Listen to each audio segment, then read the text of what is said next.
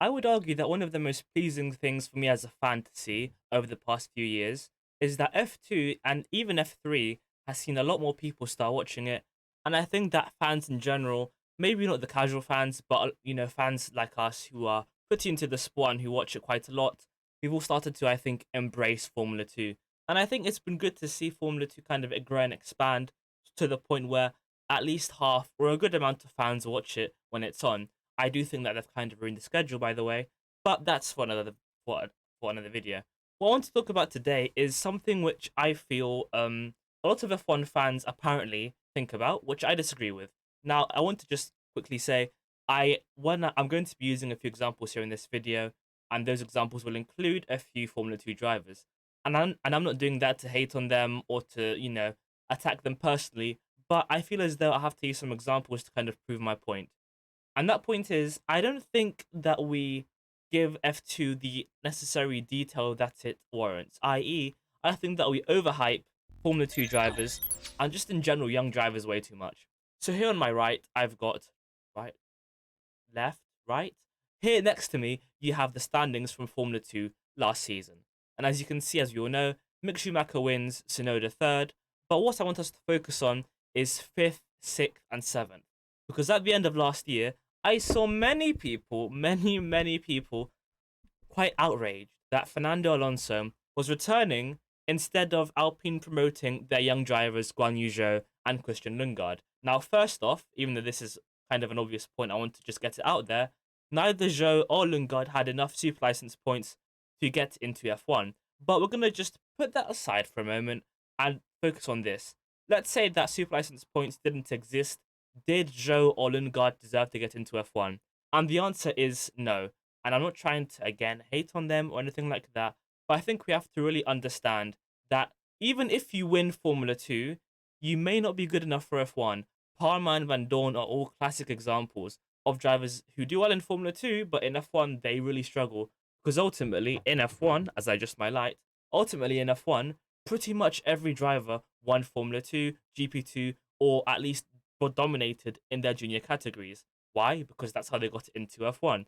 So even if you win F2 and you get into F1, winning F2 doesn't even make you special because basically everyone there is elite.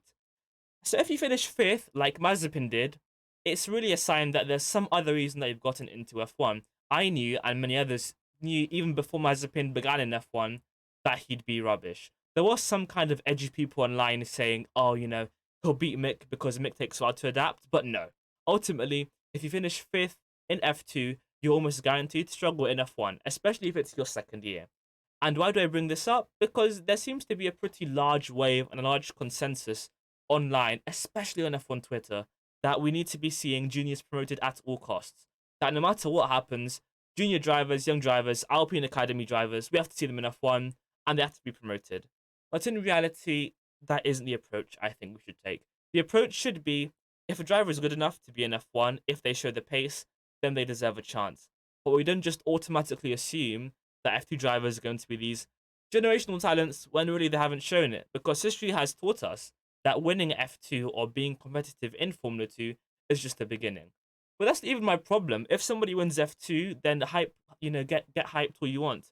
My issue is that drivers like Zhou and Lundgaard, who with all due respect are pretty mid, pretty average, are getting a lot of hype and a lot of people saying they should be in F1. And whilst of course in F1 we want to have new drivers get a chance, F1 to me isn't a circus or a merry-go-round where every driver has their turn and then after a while they leave. It's about having the best in the sport, no matter how old or young you are. And what I want to really make clear here is that whilst, yes, we want F2 drivers to have a chance if they're good enough, only if they're good enough. We don't have F2 drivers for the sake of having them because we want to just, I don't know, promote youngsters. That's not what it's about. It's about having the best in the sport and those who deserve to be there to get into F1. And speaking of drivers who deserve to be in F1, Yuki Tsunoda.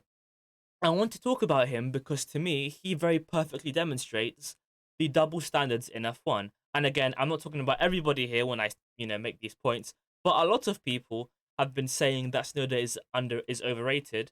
And even if you haven't been saying that, you've been saying that he's been performing badly, which he has, but more importantly, that he should have stayed one more year in F2. And this is something that I really find confusing because it does seem that generally speaking, a lot of fans love seeing young drivers, or at least on Twitter that I see, they want to see youngsters in F2 promoted. Excuse me. But how can it be then that when a young driver like Tsunoda gets into F1 from Formula 2, they're written off so quickly? And let's not forget, with all due respect to Mick Schumacher and Callum Ilott, Yuki Tsunoda showed more speed and potential in F2 last year. Because in his first year of F2, he was within a handful of points from winning it. And that's significant because, as we've seen throughout history, Leclerc, Russell, they've all shown us that winning F2 or doing well in your first season is a very good indicator that you're F1 material. So realistically, even though Tsunoda has had a tough year in terms of just raw potential and what we've seen in F2, he is someone to be way more excited about than even Mick Schumacher, for example. And to kind of just further add that point, even though he's had a rough start to the season, in races like, for example, Austria, yes, he had his problems with the pit entry, which were very weird, but he qualified a 10th of Gasly, and we have seen the paces there. So for me, I find it very, very confusing that whilst there are so many people willing to just hype up a young driver, they're also so quick to, dismiss them. Because I'll admit, I am the last person to say I'm very skeptical and careful before I say, yes, you're F1 material.